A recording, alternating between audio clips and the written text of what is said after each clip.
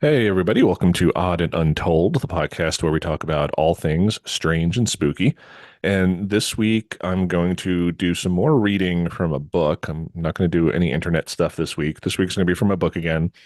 If you tuned in last week, I had done some stories about missing 411, and it was really just specific stories from missing 411 where there may have been a bear involved, either a friendly bear or an angry bear. But in all of the stories, there was a bear involved. The authorities kind of blamed it on a bear, or the witnesses, usually children, said they were taken care of by a friendly bear while they were missing, which doesn't really add up. And again, people had opinions on that, which I knew they would. It's David Politis. It's, missing 411 that brings in the controversy. But people had their opinions, but I thought it was a good discussion overall. I think most people found it interesting, if nothing else. And again, I'm not saying it was Bigfoot. Polides isn't saying it's Bigfoot, but weird phenomenon. But I was reading a lot from my Missing 411 book last week. And this week, I didn't intend to read from a book, but last week, while I was recording, I was wearing a new Bigfoot t-shirt that was given the rock and roll sign there, hand sign. And I mentioned that my buddy John, frequent co-host and best friend of 30 something, too many years now. I can't even do the math anymore. It's been too long. 35 years, give or take a few months. Anyway, he had bought me some other books, and I'd mentioned that with the t-shirt, there were some books and that I would, talk about those another time. So tonight I'm going to be talking about one of those books. And it's a really cool book. It's from Vermont, and I had mentioned that John and his wife and daughter they go up to Vermont a few times a year. I know John's wife has some family up there, so he brought me back a book regarding Vermont, Monsters of Vermont. I forget what the name of the book is. I'll show it to you in a second.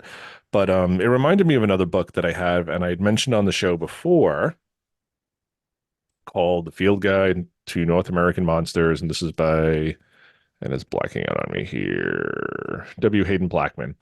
Anyway, it's a very sort of tongue-in-cheek book, and it's all about North American monsters and stuff from folklore, Bigfoot, different varieties of Bigfoot, stuff like that. But it's done very tongue-in-cheek. A lot of good information in there as far as dates and names and bibliography, but the way it's presented is like a field guide, and it's almost like, the little um, there's the entry, but then there's also like a little snippet at the beginning that sort of tells you its habitat and where you could find it and things like that. So cute book. Like I said, done a little tongue in cheek, not disrespectfully, but I think some people don't like these types of books. I think if the subject matter is not treated with the utmost seriousness, some people get upset. And I do not, because I think any good source of information is a good source of information. And I am old enough and mature enough to be able to laugh at some of these things and not take it too seriously. Because again, the Field Guide to North American Monsters has this mix of which you might want to call real cryptozoological creatures, but also some of these like folklore, mythological things, fur-bearing trout, which we're going to talk about today, and the jackalope and things that I've talked about on an earlier episode. I will link to it in the description below, where I talked about, cryptids and folklore and mythology, which usually turned out to be either pure outright hoaxes or just creative taxidermy from, America's earlier days, when these things just sort of got into the papers or made the rounds in the news and people thought they were funny. And the hodag, the squonk, the snallygaster. I mean, you have all these things that they're kind of on the fringe there. Are they really cryptids, or are they just more creative taxidermy and folklore and stories that were passed down, tall tales, as we call them here in the States? Um, so John got me this book, and I'm going to show it to you here. It's called The Vermont Monster Guide, and this is by Joseph Citro and illustrations by Stephen Bissette. I might show some of these during the course of the episode, so if you're watching, you can kind of see some of the cool illustrations in here. But he kind of covers the, runs the gamut from earth creatures, so forest and mountains and towns and underground and water, lakes and rivers. So Champ is in here. We're not going to really talk about Champ to air monsters. So things like the Thunderbird, uh, monsters from outer space, aliens. So very cool book. Again, it's presented a little tongue in cheek and uh, probably geared a little bit more towards younger readers. I mean, just look at that font. I mean, this is something I would have picked up when I was like 12 or 13, and I would have loved it. Um, and it's just very, very, tabloid esque. But a very cool book. So, John, thank you for picking this up for me. I really do appreciate it. But I thought I'd just read some of the lesser known cryptids in here. Like I said, there are some things in here that are very well known, like Champ, the Lake Champlain monster, and various forms of Bigfoot. And we may touch on a few of those just because they're Bigfoot adjacent. Thunderbirds, things like that. So there's some in here that we may know of, but I want to touch on over here, the Untold. So get more into some of these um, lesser known cryptids. So I will read a few of these, and so hope you guys enjoy this episode. It's just a cool book, and there's stuff in here that I've never even heard of. So I just wanted to share it with you guys, and I'm sure it's on the internet, but there's sort of the A list cryptids and the B list cryptids and C list, and some of these in here are like D list cryptids or F list cryptids. I mean, they're just really not known. And like, again, some of these I've never even heard of. So, and I've been reading about cryptids since I was, again, like 12, 13. So, if not younger, probably younger. Um, but some cool stuff in here. So, let's get to some reading. All right. So, the first one I wanted to talk about was the Pigman. And I got to bring this up to John because I know, like in freshman year, we read about um, the Pigman. It wasn't this. It wasn't a cryptid. It was another book, and I forget. I'll have to pull up the cover of the book and show it here. But it was called the Pigman, and this one is a cryptid though. So I'm going to read this one. So this again doesn't have as much of the snapshot details like the North American Field Guide does to North American monsters. But it does usually have a place and then like a year that these creatures were active. So I'll read this one.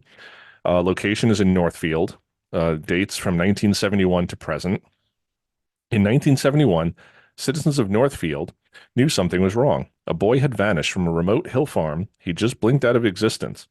Soon, dogs, cats, and other animals were disappearing too. A man on Turkey Hill heard something banging his trash cans around. What he saw paralyzed him with fear. Days later, four terrified teenagers staggered into a high school dance. They said they had seen a monster!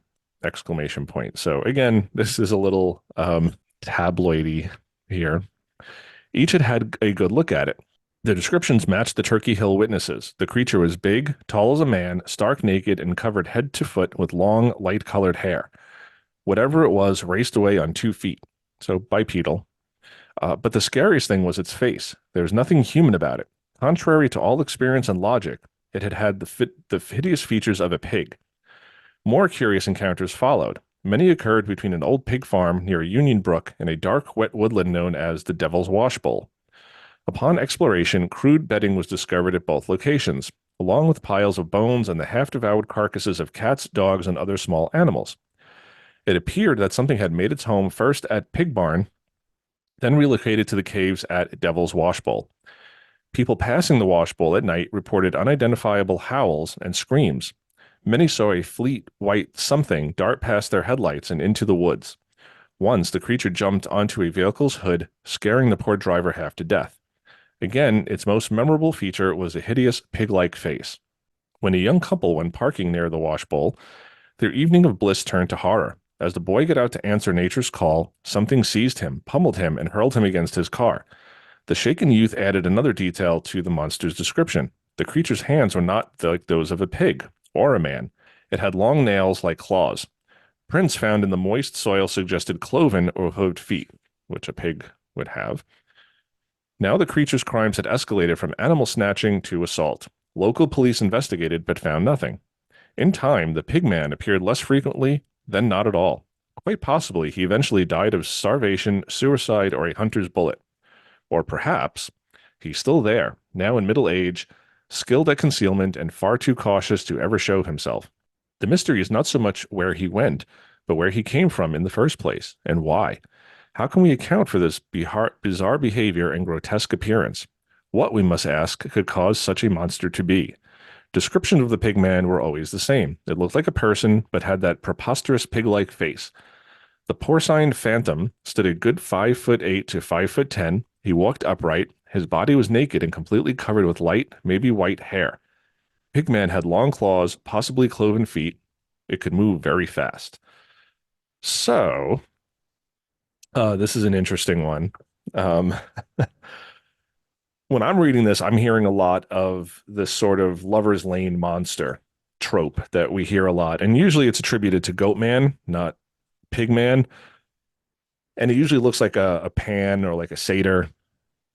Lower body of a goat, the cloven hooves, but the upper half of a man, usually claws, but the horns and, I'll put up a picture of a satyr here just so you know what I'm talking about, but just like a goat man. This is a pig man, and again, sounds very similar. The feet end in cloven hooves, and the hands are like these claw marks.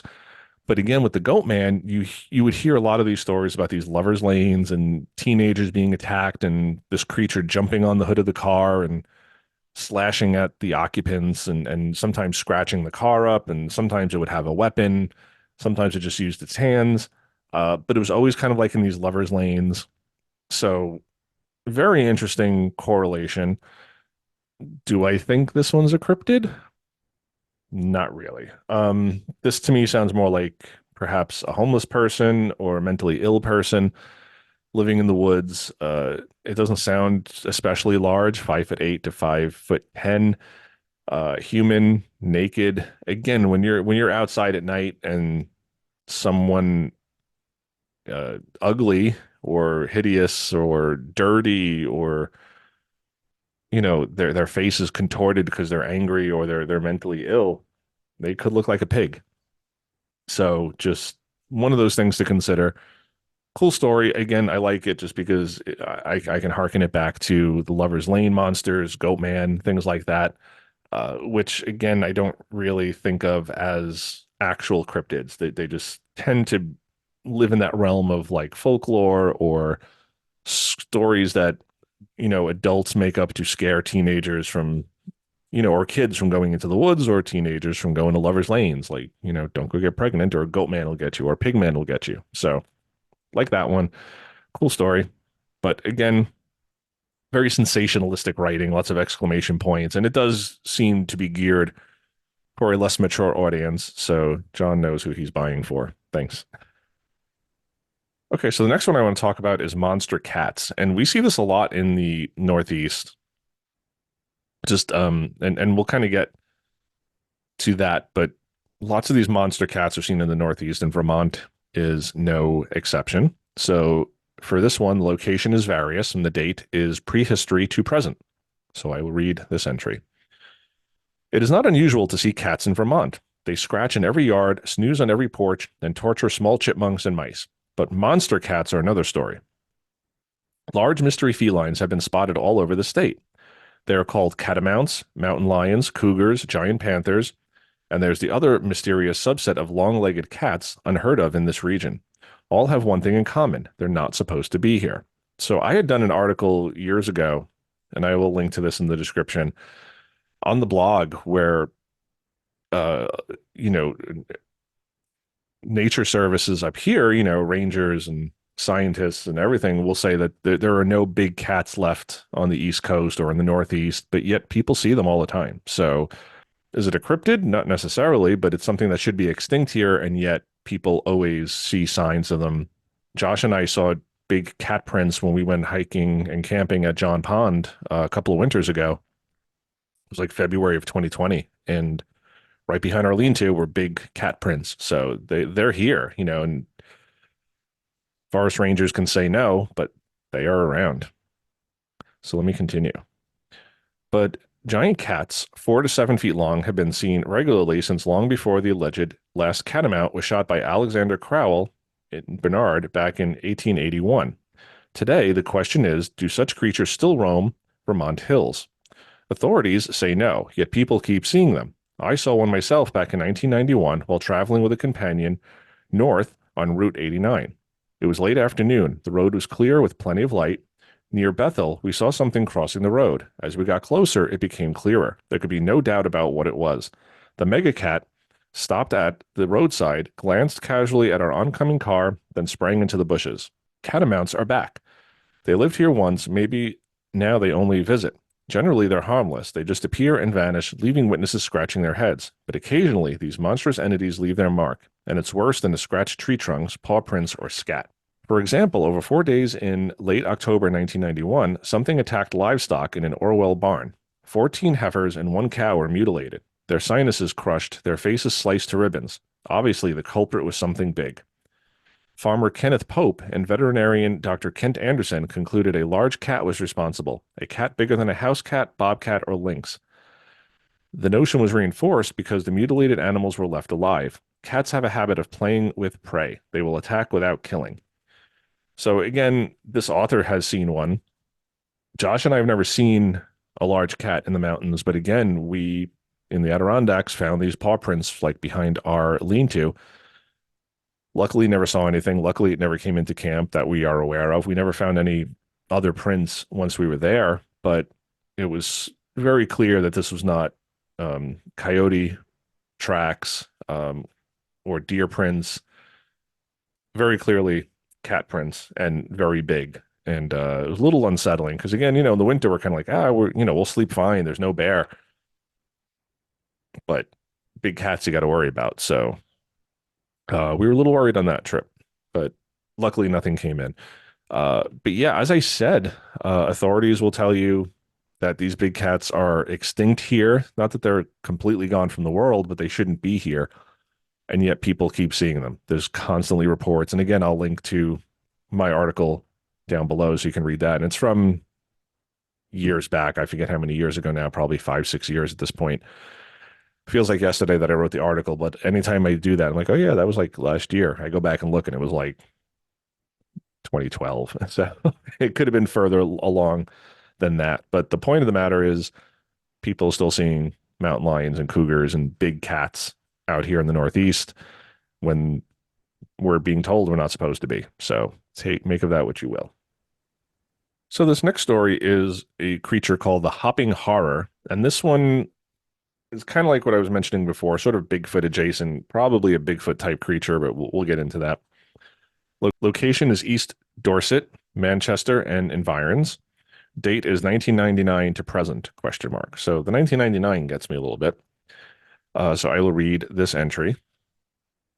A certain stretch of Route 7 near Manchester is known for nocturnal sightings of a naked, hopping, man-like critter that sometimes moves like a gorilla. It is light in color and not described as hairy. Witnesses say it seems to be more creature than human. At about 12:45 a.m. on Friday, August 20th, 1999, 44-year-old Terry Greer was driving to her Danby home from her job, inspecting fly rods at the Orvis manufacturing plant in Manchester. Terry is a multi-generational Vermonter with some adult sons. In general, she is well acquainted with her neighbors, human and animal. But what she saw that Friday night, she could only describe as crazy. She said, "I've never seen the like in my life." Her Geo Metro had just passed the entrance to Emerald Lake State Park, headed north on Route 7. Terry always watched carefully for wildlife on this straight stretch of road. When she saw something crossing the road, east to west, she thought it was a deer, until she saw it hop. As she got closer, the hopping stopped and a gorilla-like shambling began. When it reached the other side of the road, Terry said, it threw itself into the ditch and vanished. Terry says that whatever it was stood no more than 6 feet tall, was flesh-colored or very light, making it appear hairless, and had extremely long arms. She attributes the hopping motion to the elongated arms, saying it moved the way a gorilla moves, with its extra long arms helping to propel it along. Later, Terry checked with some fellow workers, Roy and Betty N., who had taken the same route home. She was surprised to discover that they had also seen something weird and were equally baffled. It was crossing the same stretch of road, east to west, suggesting that at least two of the hopping horrors may be roaming the woods of southern Vermont. So this one, again, there's some Bigfoot-like elements to it, as far as it being gorilla, moving gorilla-like, being humanoid. But they're saying it's not covered in hair. It's very light, so it almost sounds like a naked man, a naked person. Then they don't talk about the face. They don't talk about anything else. Just extra long arms.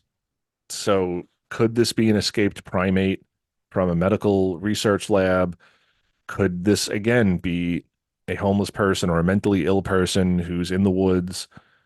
Could it have been a prankster, just somebody, streaking, just someone, some college guy taking his clothes off and running across the road and acting like a gorilla as the oncoming cars come along, and some people are going to report it and others are just going to let it go.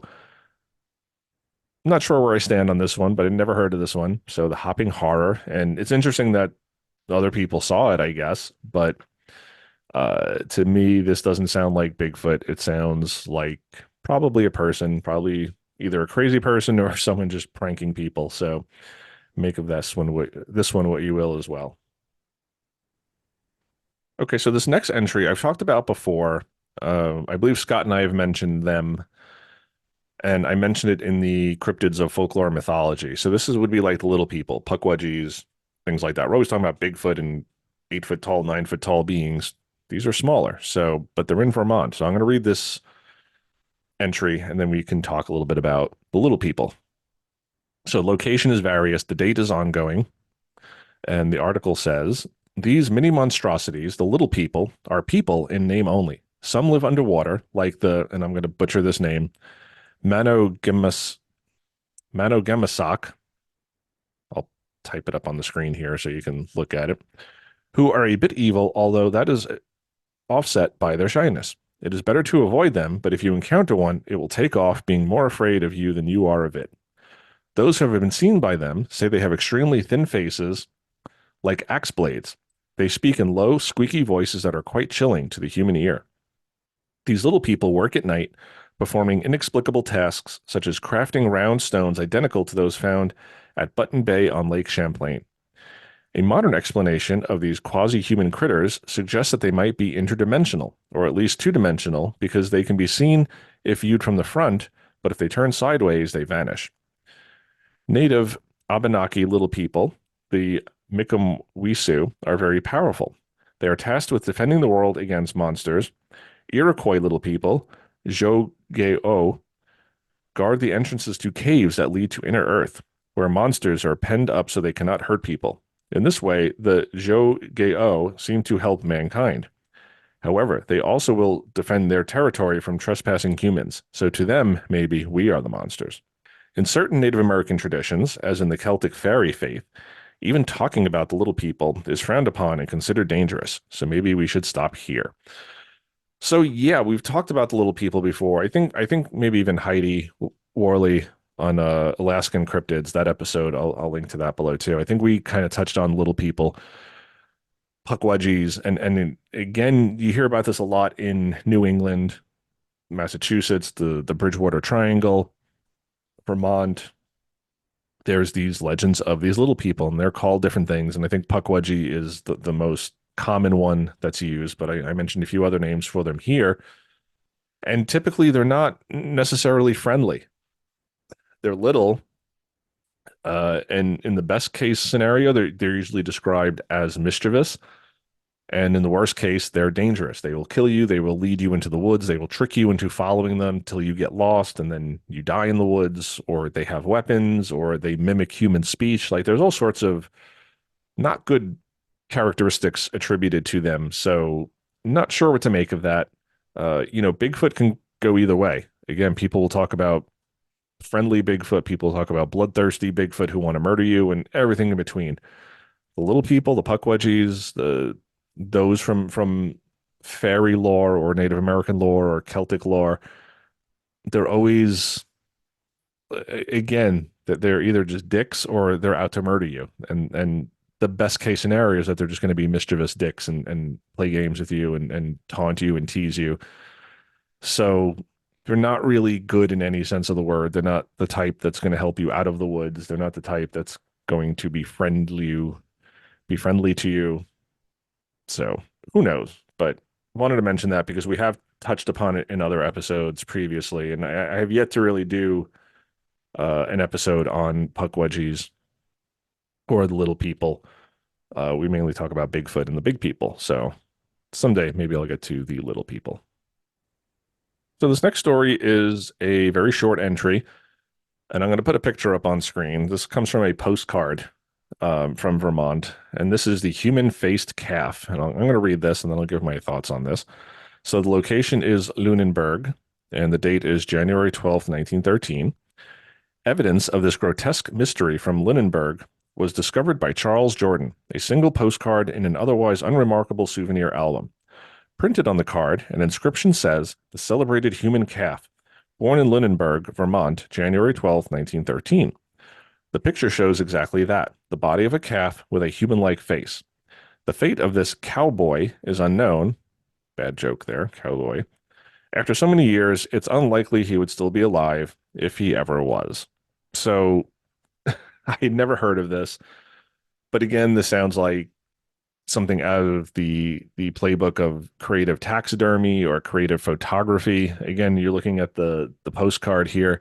It does not look real to me in any sense of that word. Even as far as taxidermy, this looks like a bad for I guess what would be 1913 Photoshop, a photo edit that they tried to put a humanish face on a calf. It's very possible this was a deformed calf, a calf that was born deformed and it was posed. I can't imagine this thing lived, uh, but perhaps it was posed and they photographed it. And again, in you know the in the same vein as like jackalopes or hodags or things like that, Jenny Hanover's, where you have this creative taxidermy or this, you're taking a real creature and modifying it a little bit and creating a new mythological cryptid. That's what this seems to be. So I wanted to mention it here just because it does play more into like the mythology and folklore and tall tales, the human-faced calf, and you do hear stories about this, two-headed snakes, and there are abominations in nature. But looking at this photo, I don't think this was ever a real thing. This looks like a bad hoax or a poor creature that probably did not live very long and has been exploited. So don't think there's a lot of human-faced cows running around Vermont. This next one just kind of makes me laugh. It's called Bighead, and it reminds me of that Seinfeld episode where Elaine was dating this guy, and he just had like names for everybody. So he called George like Chinless, and I think he called Elaine Bighead, and then like pigeons would fly into her head, and it just made her very self-conscious. So it reminded me of that. But Bighead, location near Brattleboro, 1998. One evening in 1998, two women were driving north on the interstate near Brattleboro. From behind them, a convoy of three cars with bright headlights began to pass. When the middle car was parallel with theirs, its interior was illuminated by the last vehicle's headlights. Both women got a quick look at the peculiar passenger in its back seat, a grotesque human-like being. It appeared tall, with a huge, bulbous, vein-covered head, pasty skin, and a spindly neck. What was it? Where was it going? Where was it coming from? The passing car with its odd occupant pulled ahead and vanished out of sight before the women could come up with any answers. So, again, I don't, it just made me laugh. Like Bighead, seen once, but it's in this book of Vermont Monsters, and I think you're driving down the highway at night and headlights are illuminating the insides of other cars. This could have been someone's costume. This could have just been tricks of the light. I don't think there's any creature here. I love that there's a cryptid called Bighead. Just, you know, makes the inner 12-year-old in me giggle. Okay, so I mentioned the fur-bearing trout earlier, so I'm going to talk about it again here, because this is one of those like creative taxidermy things, folklore things. So the location, and again, I'm going to mispronounce this, Lake Memphremagog, date 1957 and prior, so not since 1957. This trout's fur represents a peculiar adaptation to frigid northern Vermont waters. The fur is invariably brown and the fish's size large, suggesting that the pelt begins to develop at maturity. Because these fish are so rare, nothing is known of their primary food source, spawning patterns or full size at maturity. Seen mostly in Lake Memphremagog, the last known specimen was caught by an ice fisherman in 1957. Not to be confused with an ice fish, which is 99% water and likely to melt before you get it home. So Yeah, very rare. Uh, Nothing's known about them. So yeah, fur-bearing trout. So here's another one. I'm picking this one just because I love swamp monsters. I just think there's something inherently creepy about swamps. If you've ever been to a swamp, if you ever explored a swamp, they're just there's something about them. I mean, they're creepier than the forest. They're creepier than pretty much anywhere else on Earth. There's just something real spooky and creepy about them and just what lurks under the water. So I just always love swamp monsters. So this one is the green swamp monster, and this is location is St. George. The date is 1784 to present. Ina Isham tells of the green swamp monster that has menaced her family for generations. Their home was in St. George, located between Mount Pritchard and Shelburne Road, Shelburne Pond, east of Route 116. Beside it, way too close for comfort, was a large boggy area known as Isham Swamp. Oddly, a fence surrounded the swampy ground. Why? In the early 1940s, when she was old enough to be in the yard by herself, Ina's father warned her about the dangerous swamp monster that lived just out of sight among the trees. It was green like a frog, with unsightly black spots all over it and long brown hair, and it was gigantic, as big as two plow horses. If she wasn't careful, he warned sternly, the fearsome creature might dart out and carry her back into the swamp. When Ina was 6 years old, the daily 1 mile walk to school was a terrifying experience. Her father and older siblings told her to hurry along and go quietly so she wouldn't attract the monster's attention. Sometimes, if curiosity brought her a little too close, she could see the monster moving under dry clumps of grass protruding from the fetid swamp water. Once, she even thought it got into the house, but her father assured her it could not survive outside its own environment. The threat of monster attacks seemed to diminish in winter. Her father explained that before the swamp froze over, the green swamp monster traveled by way of brook that flowed from their swamp to the larger swamp near Shelburne Pond. There it spent the winter with the other swamp monsters who came from all over the area, like a little swamp monster convention. In time, the true secret of the swamp monster was revealed. Ina's dad confessed that the green swamp monster tale was a way to keep the kids safe from harm. He said it was better they be scared to death than be dead, Ina says. He had been scared, just like me, by his father, Irving Isham, who in turn had been scared by his father, Gilbert Isham, who was scared by his father, Amasa Isham, who was scared by his father, Jehiel Isham, who apparently started the Swamp Monster story in 1784. This is kind of reading like a Bible, like early Old Testament. And Isham was begat by Gilbert, and Gilbert was begat by Amasa. It's possible the tale goes all the way back to England. Well, maybe so, but the original Vermonters, the Abenaki, had a similar tale. They told of an evil swamp monster who could be heard calling from the depths of the swamp, trying to lure children into the wet darkness where they would drown. But in either case, the story is essentially true. Swamps are dangerous and monsters are very, very old. So, yeah, I chose this one because, again, I did mention earlier about how certain tales are just told to kids. You know, the Lover's Lane monster that's going to come kill you if you go to Lover's Lane and make out with your girlfriend or boyfriend, or just to keep kids from going into the woods or into the swamp. And swamps are dangerous. You know, you can twist an ankle, you can fall into the water. There's snakes, there's alligators, there's just all sorts of creatures that will hurt you and kill you and eat you. And, you know, I don't know why you need to make up a swamp monster. There's enough scary stuff in the woods and in the swamps that you don't really need to lie about it. But kids sometimes just respond better to the fantastical. So, just a cool thing that goes back generations. I thought that was cool because again, I just really dig folklore, the mythology, and just the whole psychology behind that. Even if there's nothing true to the story, I think it's interesting how we as a species and a culture and a society create these things. And again, a lot of skeptics are going to say that's where Bigfoot comes from, and that's where UFOs, and it's just all part of our cultural storytelling, which I don't believe. I think there's segments of truth to certain things, and other things are clearly more in the folklore realm. Who am I to say? But that's just my opinion. So let us move on. So this story is called Orb of the Valley, and this is located in East Fairfield to Bakersfield, and it's ongoing. There's no dates here, but I'm going to read this one. In the East Fairfield, Bakersfield area, in the place known as Lost Nation, there is a curious critter known as the Orb of the Valley. It manifests as a seemingly intelligent ball of light. This basketball-sized, red, glowing sphere can move silently through the bushes, hover 8 or more feet off the ground, or soar off into the sky. Occasionally, it will approach people as if curious, but it never allows anyone to get too near. It has been known to respond to human speech and, on at least one occasion, accepted an invitation to enter a cabin. What kind of creature could this be? So, this one I picked because I've talked about this on the show before, these like orbs of light. And on the one hand, you have things like the Marfa lights in Texas, which are these lights that appear on a mountain and people will see them from a distance, and there's no roads up there. It's not headlights. There's no houses. Flashlights would not be bright enough, and it's just been going on for decades. So the Marfa lights, I'll put a link to that down below if you don't know what those are.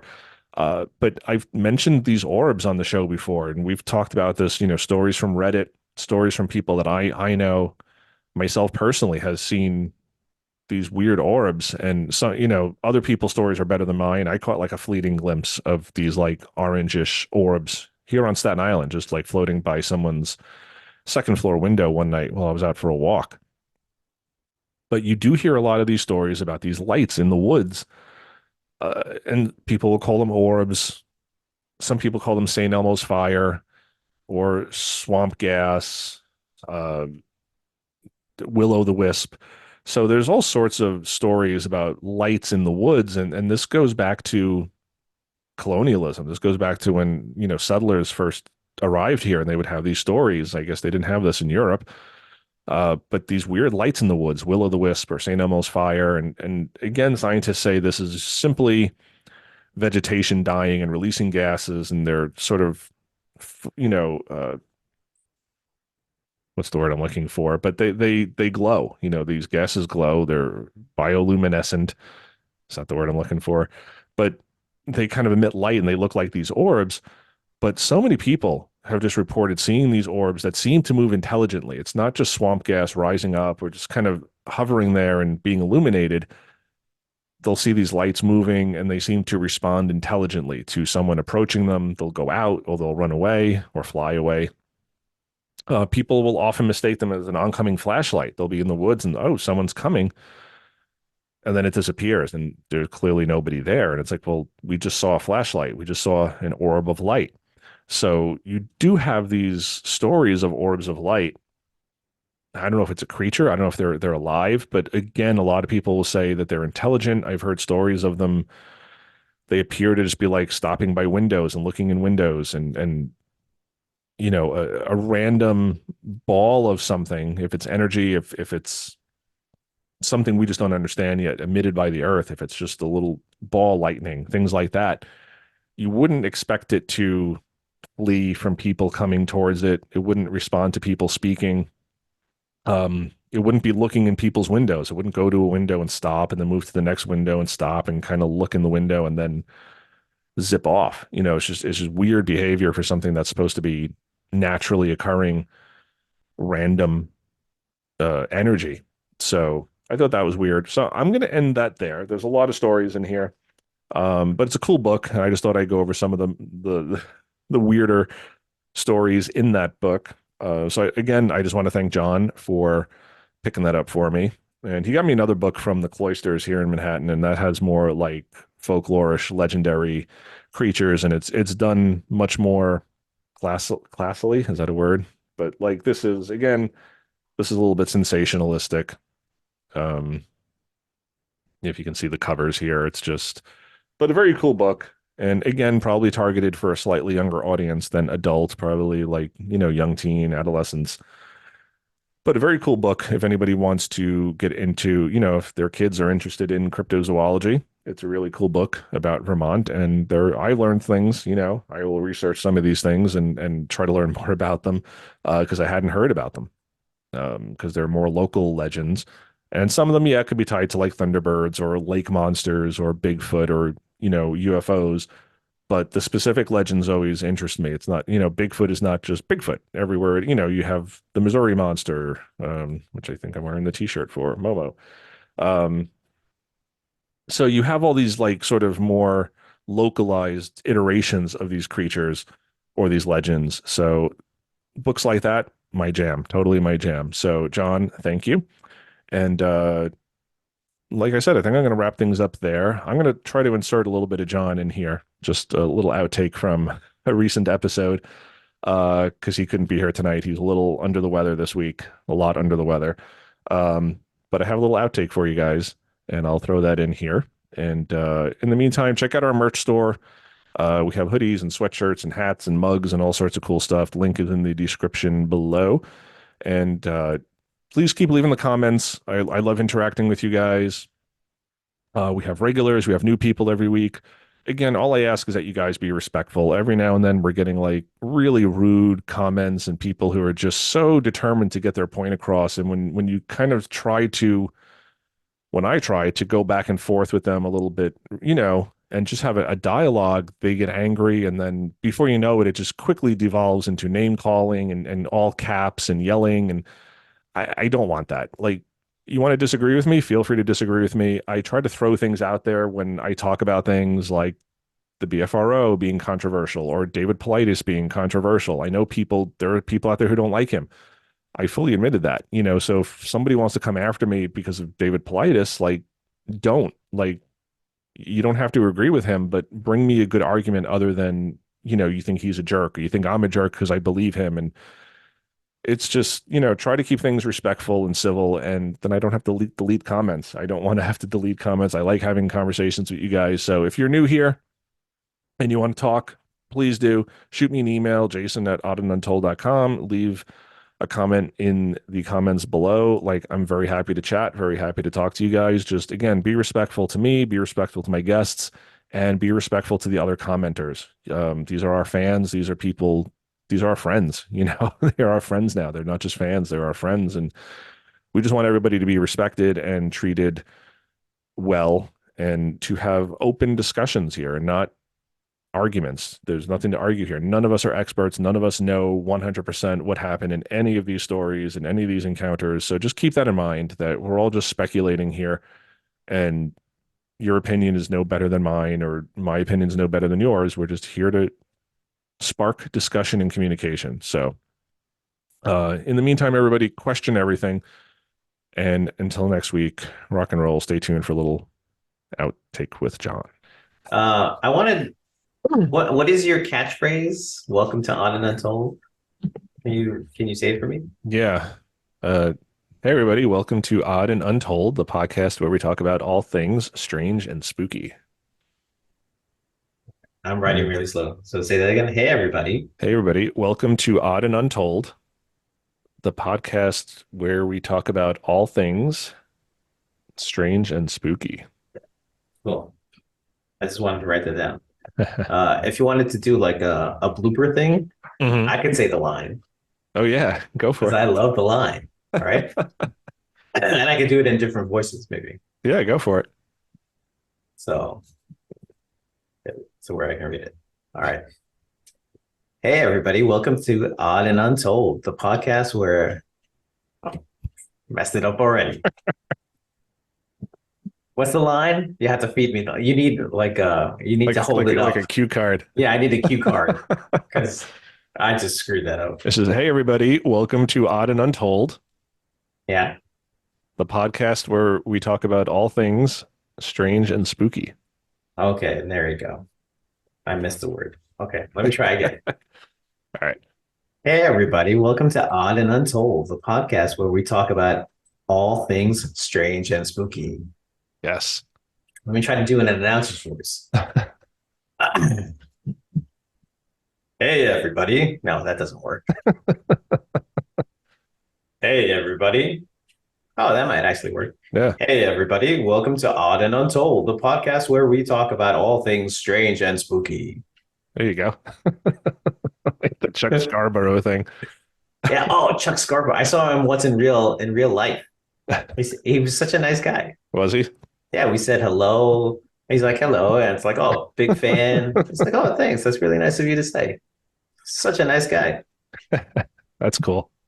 Let's see. You should try to do it also, like, get like a reel. I don't know if you're going to do like a end a year-end episode like you did last year, but say your line like in different accents.